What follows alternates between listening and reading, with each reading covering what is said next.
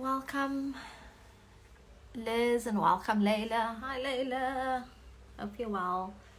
We're obviously just going to wait for some more people to join and then we'll start. It's really tight today. Welcome, ladies. We're just going to wait a few more minutes and then we will start. Maybe just one more minute and then we'll start. Hello, Adele, all the way from Durban.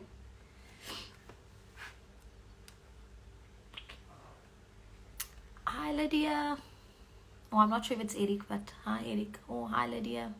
Oh, there, Eric's joined. Hi, Eric. I must apologize. I've got a new puppy and I've got two older dogs. So the new puppy is like irritating the older dogs. So if you hear those barking, it's them. I'm so sorry.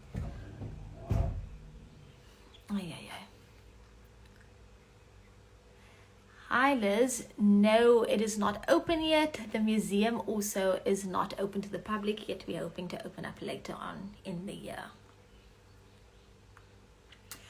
Okay, so it's 2 minutes to 1. Let's start. Good afternoon, everybody. My name is Chanel Fredericks and I work for the Cape Town Museum of Childhood. I'm so glad that you guys have decided to join us today. I'm excited for today's interview. And so I want to start off today's session by reading 2 quotes. Okay, so this is the first one. They fought because they did not want to carry a pass. I carry my pass every day in my heart because as a woman, I can't walk freely on the streets. We can't claim our freedom as women in this country, so we must continue the fight. Those words were uttered by Fatima Mir. This is the second quote that I want to read. I felt a lump in my throat when I looked at this large army of women, dignified women, courageous women. I felt so humbled to be part of such bravery. Those words were uttered by Sophia Williams de Bruin.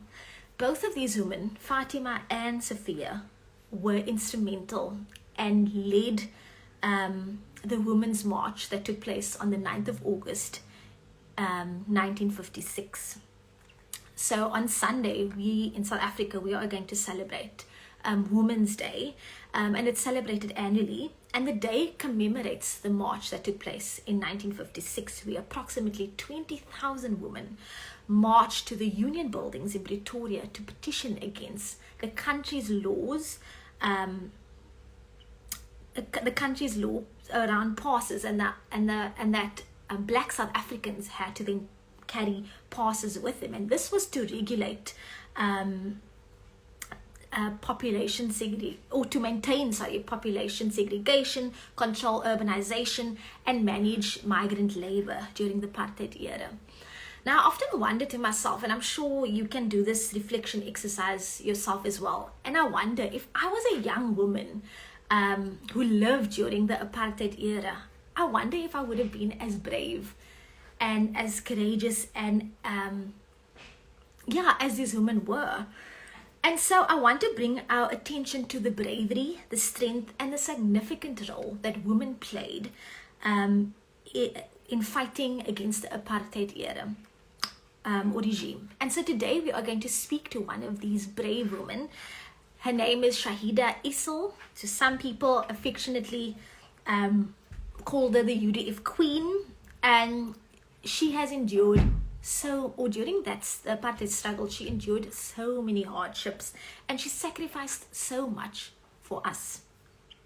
So today she is here to share her story with us, and I'm going to ask that you guys please do those virtual round of applause as we welcome in Shahida Issel.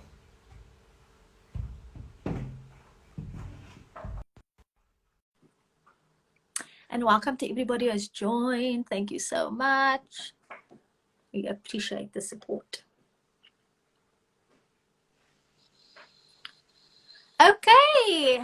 Hello, Shahida. Hello, Chanel. How Happy to are, be here. yes, I was telling earlier on, guys, we did a test. We always do a test before these interviews. And when I saw Shahida, I thought I was talking to Oprah because she looked like she was in a great studio and the flowers were there and the scarf and alles matched. You are looking gorgeous, and we are so honored Thank you. and privileged Thank to be you. talking to you today. So I thought we could start by you just introducing yourself to our lovely audience that is listening today. And I just want to say, Layla, your beautiful daughter that we've also interviewed is saying you are looking fantastic, and we cannot agree more. Thank you, Chanel. I'm very grateful to be here. Yes, I'm Shahida Issel. And let me say first, I'm a sister, I'm a mother, I'm a grandmother. Mhm. I have so many grandchildren. Yeah. I have 6 children. Actually, I stopped counting how many grandchildren I've got because I think I have more than 13. Yeah. So that's a blessing, and I'm Mm. grateful. Yeah. Okay. Um, Can you tell us a bit about your childhood and the household that you grew up in? I've read this book, and it shares your story. It talks a bit about you growing up in District 6. Can you tell us a little bit about what your childhood was like? Yeah, my childhood, I can say we grew up in a very lovely, loving environment from the grandparents to the neighbors in the flats because we grew up in Constitution Street, Canterbury Flats. And Mm. growing up there, you were, a child was everyone's child. They were always looking out for us. I mean, if the neighbor would scold you, your parents are not going to be upset with the neighbors because they felt that you needed to be scolded. So, yeah, in District 6, the children were all taken care of. We were playing outside, and when it comes to about 7 o'clock in the evening, we call him the parky. He was in charge of the flat, so everybody should go back inside. But there was that very special kind of camaraderie amongst the children, amongst the neighbors. Nobody would go hungry. Um, if the one neighbor doesn't have food, the other neighbor would send it over. So there was that kind of warmth that I grew up in. And that was such a rich, experience. And Mm. every child should have experienced such a loving environment growing up where people look out for you. Yeah. And yeah, I love growing up I miss it so much. Today Mm. things are so different, you Yes. know. Yes. Yes. Okay. So, if you Google Shahida, if you read some of the books that she's in, you've seen that she's made a credible contribution toward fighting against the apartheid regime. And we could say that Shahida is definitely was a freedom fighter, and I'm sure today as well she still embodies a lot of those characteristics. So now, Shahida, tell us, when did your freedom fighting days start, and then what motivated you to fight or rebel against the apartheid government? Because as I said earlier, I always wonder if I was a young woman, which I still am, growing up during that Yeah. time. I wonder if I would have stood up and said, you know what, this is wrong, and really be that change agent and that fighting for those who can't fight, or those who were silenced or those who were too scared. So tell us a bit about your journey. How did it start? Well, I can say for me it started when I was still little. Um, we lived on the second floor in Canterbury Flats, so you could oversee the entire Cape Town. And they had a building called the Sanlam Building, where the news used to come on. And the first time I was standing on the balcony, and all of a sudden we were reading, Verwoerd was killed. He was murdered. And I couldn't understand why they would murder somebody. And I started asking questions about those kinds of things. And my dad he loved reading. So he thought, no, Shahida is very inquisitive. She always wants to know stuff. So he decided that we should focus more on reading, where we can discuss as a young child. And then the second, that was an alarm for me that that I felt. And then, of course, every Saturday morning, my parents, we were raised by my grandparents. Now, my mother and father were not living in the same house. They were renting a room somewhere in Cape Town. And every Saturday morning, stip till lip, they would come and fetch us so we can go have some coffee and rolls at the OK bazaars. That time you could still go sit and eat fish and chips and, all of those kinds of things. And as we walked down Dowling Street, the policeman came walking towards us. And then my mother said, let's get off the pavement. We must get off the pavement because we need to make way for the police. But he was so young. And I asked my mother, but why? I'm not going to get off the pavement. That was the second alarm for me. And I felt something in my heart, this is not right. Yeah. The third time, I was a bit older now, about probably 12 years old. And our neighbors, we have moved then from Canterbury Flats. My parents got a flat in Heidelberg. And that was many years ago. We had to live on the ground floor because I had a heart condition and I couldn't climb stairs. And of course, then I witnessed there were so many children playing outside odd hours, and the parents were just not interested in the children. I couldn't understand. And they were crying, they were hungry. So I forced my mom. I said to her, look here, we have a problem. We need to cook for these children. And she said, but Shahida, why? I explained to mom, I'm a child. When I'm hungry, you feed me. Those children, their parents are not able to do that. So she decided, okay, let's cook and feed these children. Those were my entry into being awakened that there are differences, in class systems in South Africa.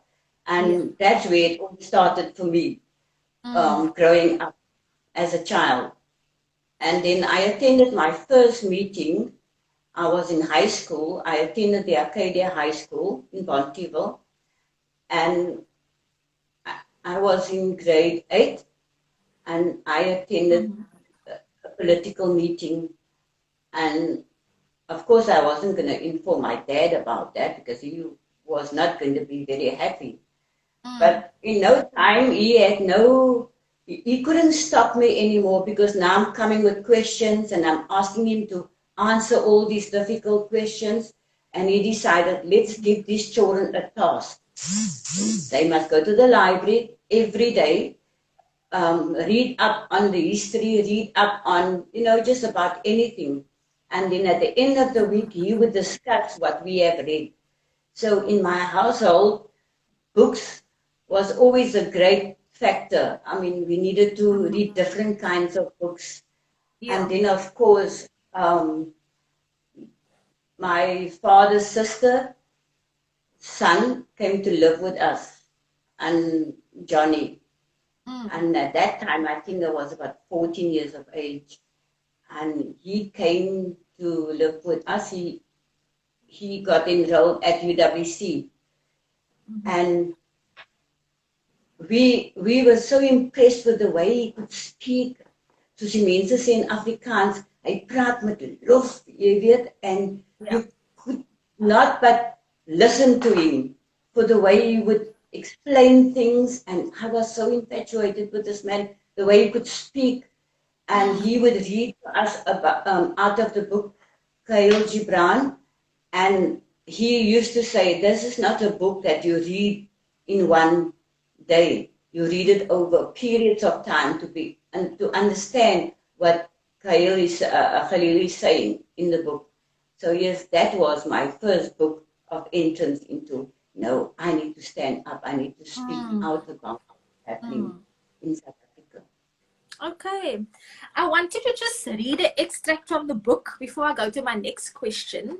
Um, is that okay, Shahida? I'm going to read. It's on page 38 of your story.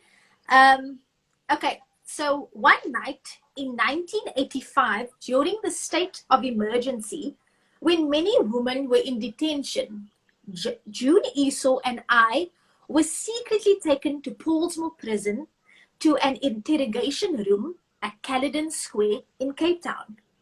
They said we were going to be workshopped. They measured our necks because they threatened to take us to the township to be necklaced. Then June and I were interrogated.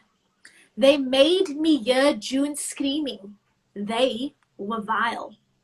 They were drinking and beating up They were drinking and beating her up, and I could hear her screams.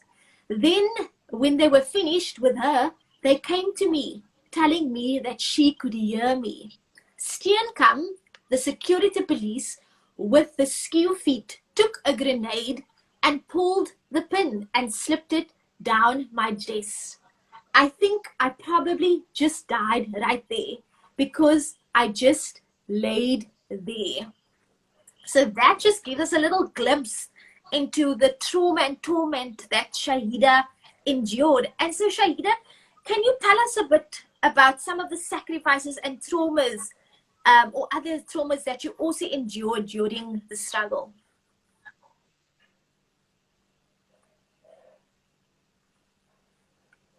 Yeah, let me say, um,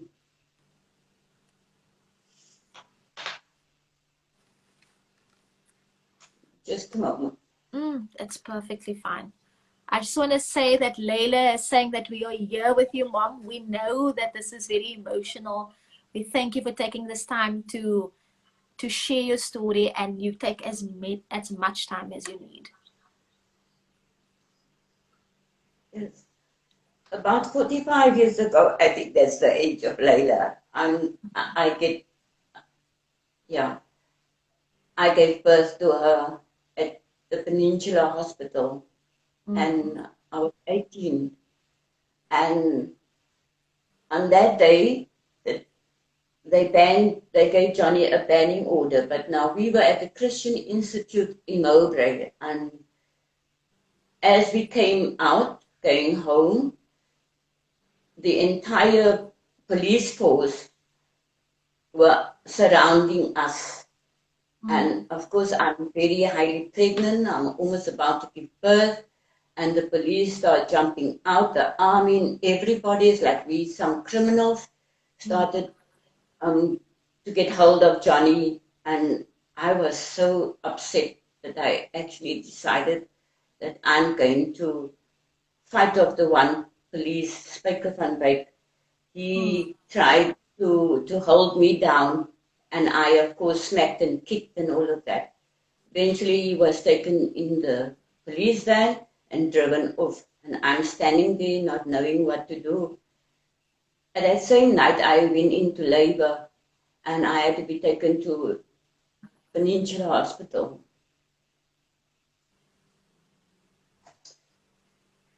Then, of course,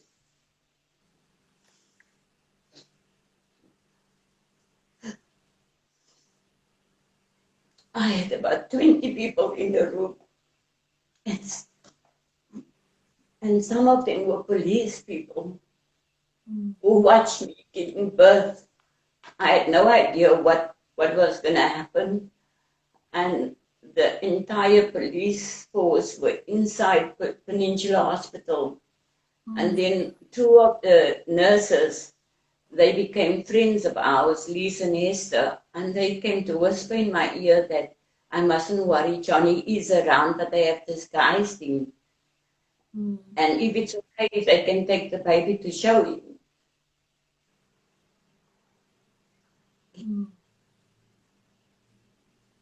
Yes.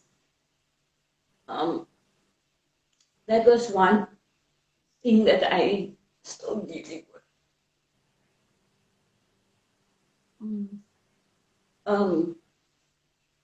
I'm sorry.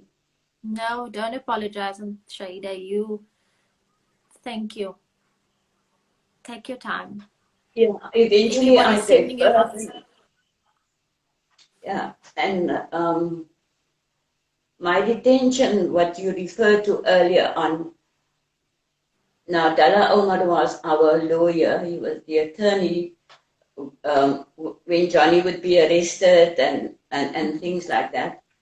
And so he said to me one day, he said, Shahida, when you get arrested and they take you to Pollsmoor, you shouldn't worry. And I thought, okay, fine, that will be all right, you know. Um, he said, but when they take you away from Pollsmoor and they take you somewhere else, then that is when you should start worrying. And that was one of the detentions where I was fetched from Pollsmoor to be taken to Caledon Square, myself and the other comrade. We had no idea what would be happening. And today still, I can't travel on that road that goes to Dukai where you go to Pollsmoor. It's always, you know, it takes me Yeah. very It's like far. a trigger. Yes. So at the end, after the questions and whatever they were doing to us, the grenade that they threw down my dress, and then of course they are very clever. They must have studied how to torture people. They left me alone in the room, and if you know Caledon Square, they have the soundproof room, and in one of these rooms where I was in, they opened the window, and there's no burglar bars there. So after they threw this grenade and shot the gun in my mouth and pulled the trigger, I must have died 1,000 times. And of course, as they left, I'm alone in the room. And now all sorts of ideas come to me, and I can jump through the window, I can escape, and all of that. And there's this voice that says to me, don't do that, Shahida. You are more than that. You are stronger than that. You know, don't succumb to these people. And I just lay there. I soiled myself and everything. And after a while, they came back in and they said to me, we know what you were thinking. You wanted to jump through that window. And that threw me for a six because how can they read my mind? You know, those things.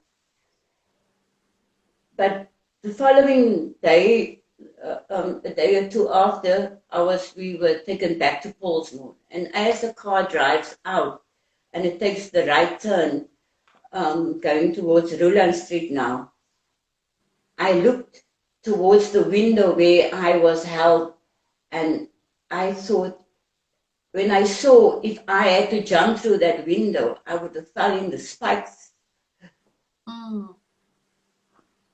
Yeah.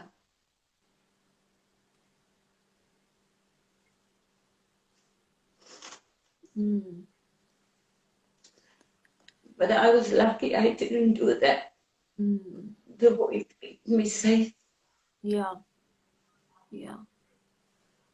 And I know you're quite a spiritual person, and I'm sure that voice is actually God, you know, telling you and guiding you during that time. Yes, that was exactly my thought. And when we arrived at Pollsmoor, none of us could speak. The comrade was shouting Amandla, you know, doing all of that. And June and I, we were just quiet. We weren't able to speak because what we went through was so traumatic. Yeah. Yeah. Yeah. But I want to say that one of the other detentions, I was taken to, actually I was so happy when I was arrested with the state of emergency, and I was held at Pollsmoor for 3 months. This is another detention. And everybody was arrested. And then, of course, now people are starting to be released and all of that. And I'm happy. I'm thinking, gosh, I'm going home. I'm going to see my children. And then it's my turn. They called my name. And I'm so happy. I grabbed my stuff. Then they took me out onto the grass. And they said to me, Shahida, we are releasing you. but we are redetaining you under Section 29. And I'm like, no, how can you do that? Everybody else is going home. I want to go home. No, I was taken back to Cullinan Square.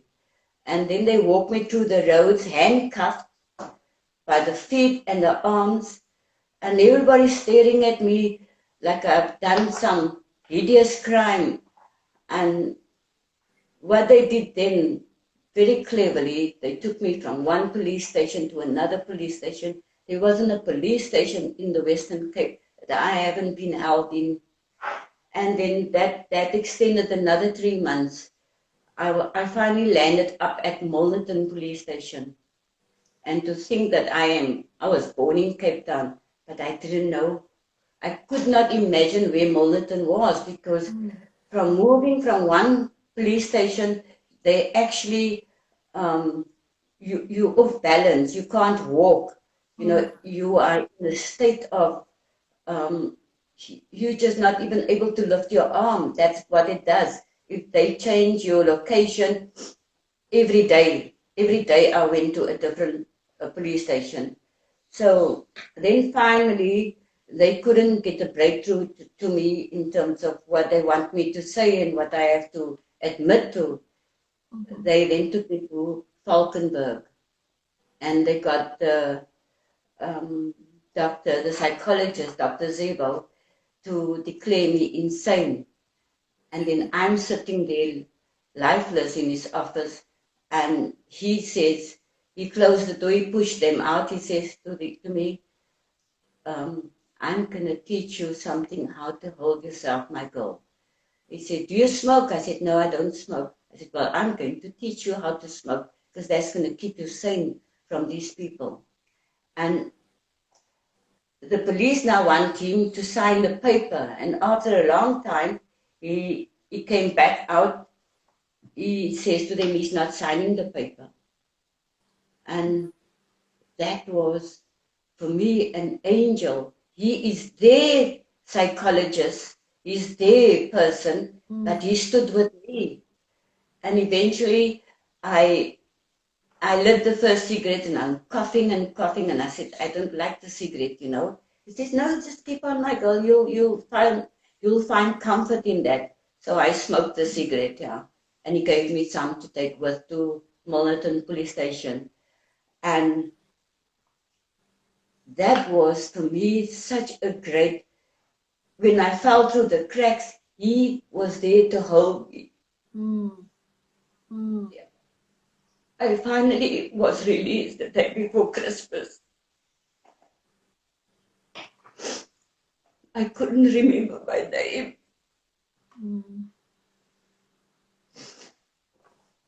I was chucked out into those very big, on the side you get those big things where the roadworks, you know, those things, I don't know what you call it. And I climbed in there. And the policewoman came out and she says, you are still here? I said, yes, because I don't know where to go.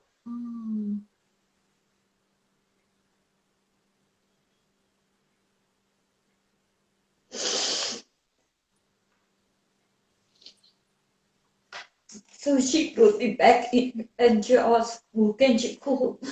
I didn't remember people's telephone number, and I was the secretary of the Mitchells Plain UDF branch, and I was the person to know telephone numbers out of my head. And I couldn't remember my parents' telephone number. And then I said to her, I remember my friend, my comrade, Willie Summers, and they called him, they looked his number up, and he came to fetch me. And then for an entire month or two, I wasn't able to be with my children. I was in a very bad state. Yeah.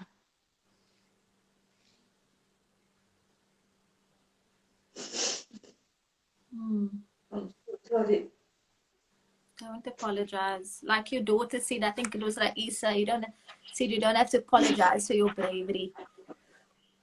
People are saying they are applauding you, Shahida. People are saying you are brave and strong, and we salute you for your heroism.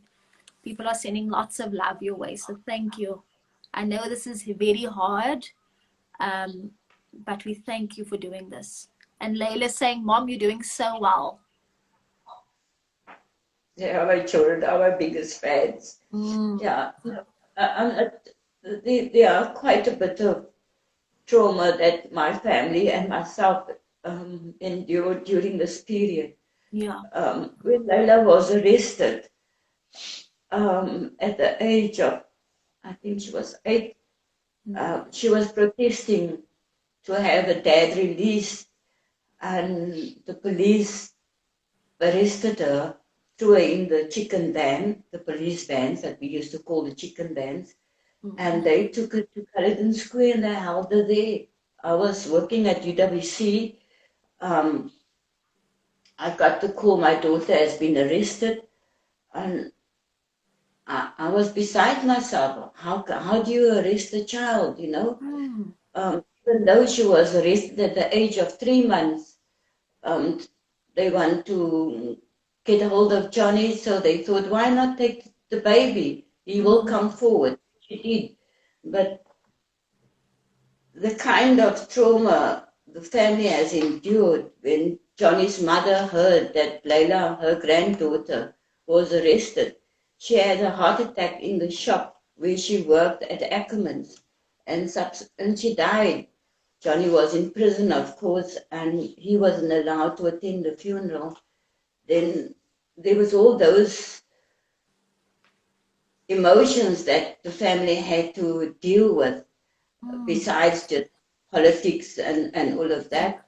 But during the time that I've been through the detentions, I must say I had a very great support from my parents, my sisters, my brother, my family, the neighbors around, because Layla and Yasser and Vidal were no ordinary child. They had not,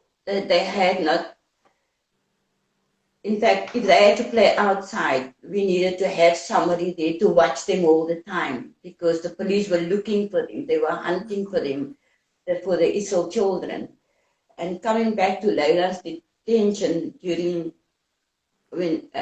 at the time, when she was released finally, Layla went quiet. She wouldn't speak. People came from all over the world to want to interview this child, and she just went quiet.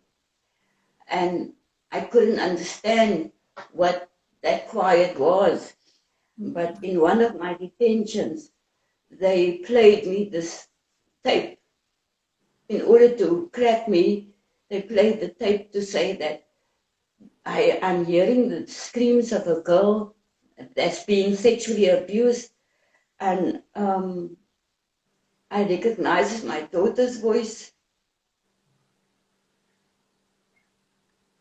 And I couldn't talk about it to anybody because it was so, am I to be blamed? I blamed myself that I didn't take better care of him. Yeah. Yeah. It was extremely painful. I just want to read a comment that Layla made early on. She said that Johnny researched our South African torture methods and discovered the South African police were taught torturing methods from the Europeans. He visited a European museum displaying the methods used on South African prisoners.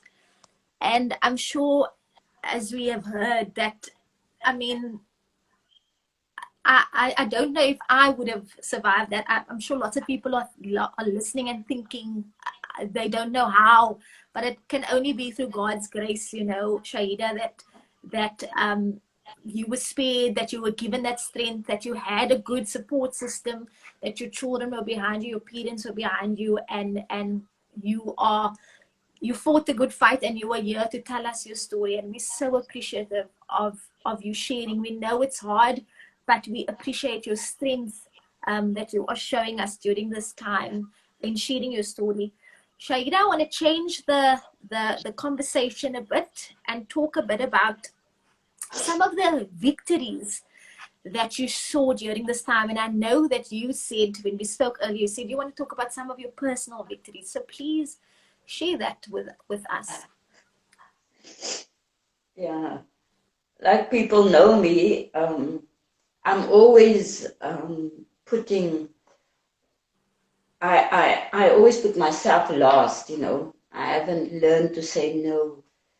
And then later has been my very strong support. In fact, all my children, I have 6 of them, 3 boys and 3 girls. The younger ones is Raisa, Amar and Maisha Fredericks. So they are always there to help me. Mom, you need to learn to say no. And for me, that was a big thing. I had to practice. No, no, I'm not going to. It's okay for me to say no. But what I also learned during that period, given all the trauma, is the fact that I found that I could engage in a crowd, and I actually became very good at it. You know, interacting with people. I felt that was my strong point. Still is today, because I can speak a lot. Then the other thing for me, I learned, given that I come from an Afrikaans background, I have learned at a very early stage in my life to speak English comfortably. Because comfortably, we grew up in a very strong Afrikaans household. My dad comes from Worcester. So Johnny was one of the people who said to me, there was going to be a mass meeting at UWC and he needs me to ask the question in English. And I said, how can I do that? I don't even know how to speak English. And he said, there's the question, you read it and you ask the person. I actually got up, I had that, you know, stunk to get up in front of 5,000 people. And with my Afrikaans accent, I then asked the question in English. So, yeah, that was an achievement for me. So I loved, and I thought, no, my children should be raised, you know, going to English schools and that. Yeah, that was love. That was a big thing for me because I always used to be very shy to speak English like that.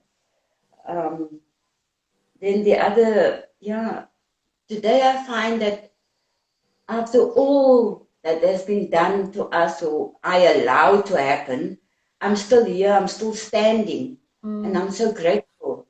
And we never know how much strength we have within us if you are put into a situation. And I came out of it fabulous, you know. I came out of it with all the scars, even though I can't watch a movie. My children laugh at me all the time because I can watch one movie for the entire year and I will not be upset about it because I prefer to watch very subtle parental guidance 10 movies. So that's for me, yeah, given all of that, I'm still here, I'm standing. So, Yes. and I'm grateful. Shahida, I just want to read another comment. Annika Lee Adams says, thank you for your willingness to share this traumatic and difficult stories with us. It is very applaudable. And then I have one more question to ask you, but I'm going to leave it for right at the end. And that is going to be your message of encouragement to women in South Africa, but I'm going to leave it to the end. I want to switch gears a bit, and we're going to have some laughs and giggles now, and maybe some singing. And Okay. I'm going to go into our game that we play with all of our guests, and we're so happy and honored to be playing it with you today, Shahida. So how it works is I'm going to read out a statement and you just say the very first thing that comes to your mind. Are you ready to play? Okay. Okay, let's go. Your favorite childhood food was? Biryani still is. Lekker. Okay, your favorite childhood book? Book. Mills and Boone, but we were not allowed to read it. It was banned in my house. Okay. Also, Okay, your favorite there you child. go. Okay, your favorite childhood game. This could be an indoor or outdoor game. Oh, I was very good at, what do you call it? Skipping. The skipping rope. Yeah, Yes. no. I could outskip everybody in the court. I'm telling Okay. you, I was very great at it. Yeah, I can still skip today. Okay. Oh my word! I think we should have Yeah, had a skipping session just to show us how yeah, to I do can it. still do that. Yeah. Okay. Your favorite childhood holiday or holiday, yeah, as a child. Oh gosh, every holiday, my dad and mother, they would cook the biryani, they would make all the foods, and then we go on a trip to Worcester, Mm. because he's from Worcester, so then we take the drive, and that was, we always looked forward to that, because we would stop along the road and eat and drink tea and that, yes. Okay. Your favorite childhood singer or band? I must say, I come from a background of very old school music. So my mom used to love Percy Sledge when I was little, and we went to watch him at the Lakshorama in Weinberg. Yes, yes. It's no longer there.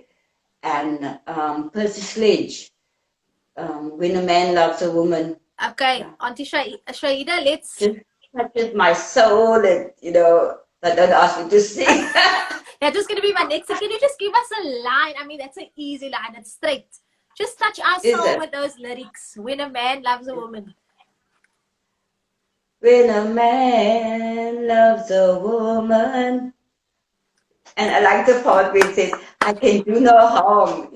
And for me today, that is still, when I hear that song, you have to love it. Yes, yes. Persistently. And you sang it Yeah. so beautifully. Thank you so much for Oh, gracing us with your vocal cords. Last thank one. you, Shana. If you could sum up your childhood in one word, what would it be? Just say that again. If you could sum up your childhood in one word, what would that word be? Rich. Mm, mm. Okay. Very rich. Yeah. Yeah. Shahida, we have come to the end of our interview now, but before we say our goodbyes, and I'll give you a chance to say hellos to whoever you want to say hello to, what would your message of encouragement be to women in South Africa today? We have beautiful women who are activists, who are fighting the good fight. Some also are enduring such a lot of social ills like gender-based violence and so forth. But what would your message of encouragement be to these women?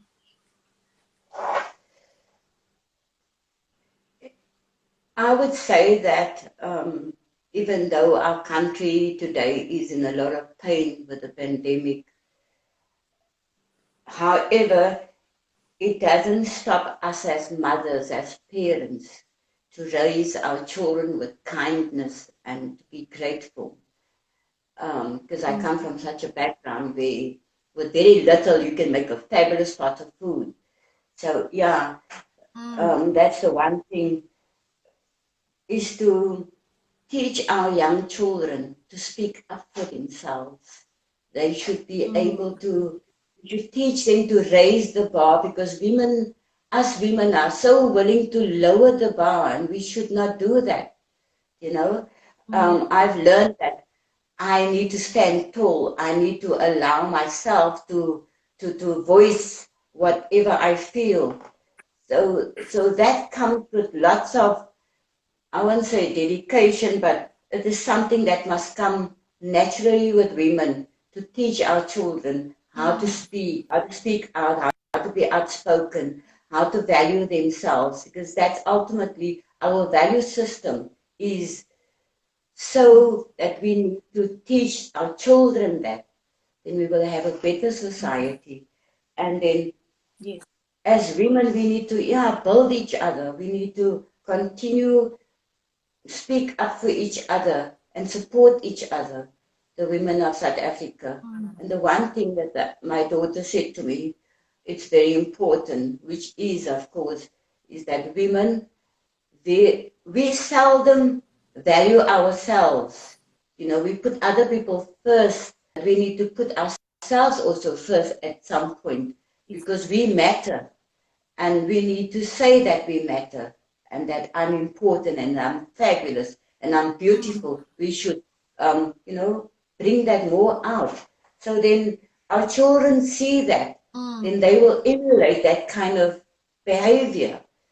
It doesn't matter where you live, whether you live in Manenberg or you live in Constantia or in Heideveld or wherever. One situation should never define you. You should be defined by what you believe in, and that must come out strongly.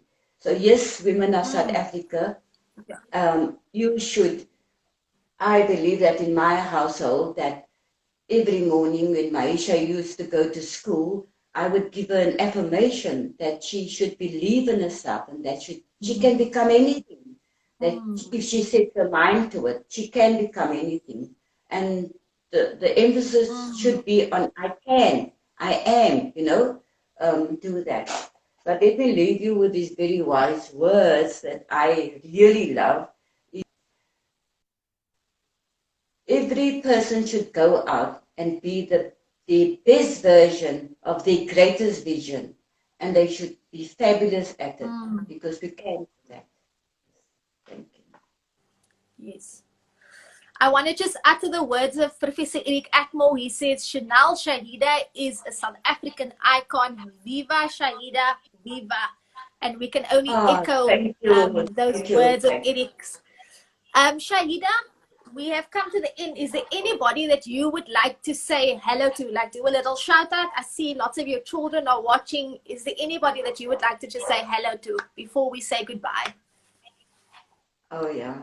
I want to ask all my children to forgive me for a lot of the things in the way I made decisions when they were small, especially Layla, Yasser, and Fidel. I threw them into the deep sea, and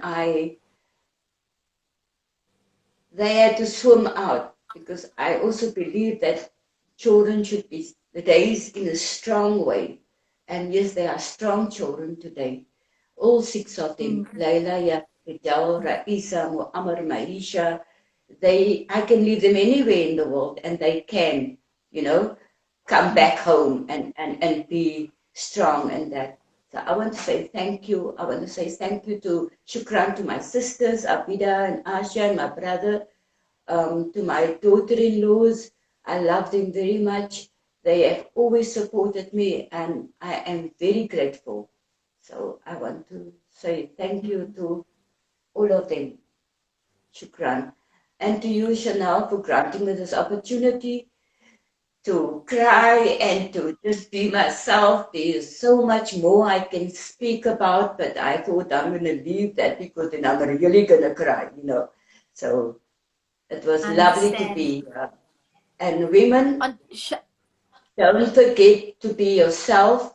Never allow anybody to change you, because that's where the mistake happens. We should be embracing ourselves, and who we are, and love ourselves more. And then you will find the kindness and the gratitude comes naturally. Okay. Shahida, and I'm sure you've heard me accidentally slipping onto Shahida. We are on that level, guys. I know it's right. I'm cool with that. Yeah, no, it's cool. Okay, but I just want to say thank you so much. It's truly has been an honor speaking to you. It's truly has been so a blessing to hear your story. I think us as young people and just people in general in South Africa, we need to hear these stories. We need to provide spaces for our women and men and children to tell these stories. We need to remember the sacrifices that people have made for the freedoms that we can enjoy today. So I just want to thank you again, Auntie Shahida, for sharing your story, for being so open, so raw, so honest. It has touched many of us. I had to keep my tears in a lot of the times as well. If I know liquor hail, I said no goodbye, say. But just thank you again, and we're so glad that you were able to spend this time with us. And I just want to thank everybody for watching. Thank you for your comments. Thank you for sharing all your love. And yes, this Shahida was the first lady, or the first woman that we will be interviewing for the month of August. We are going to be interviewing a lot of great other women. And yeah, we just wish you all a blessed Women's Day on Sunday. Don't forget about to commemorate and honor those women that marched to the union buildings, you know, to rebel against the past, the law about carrying the past. So don't forget about those freedom fighters and the struggle heroes that really sacrificed so much for us to enjoy this democratic country. So thank you so much. Have a blessed Thursday, and we'll see you guys hopefully next week. And yeah, just thank you so much. Goodbye, everybody. Okay. Thank you, Chanel. Thank you. Doing great work. Thank you. Thank you. Pleasure. Thank you.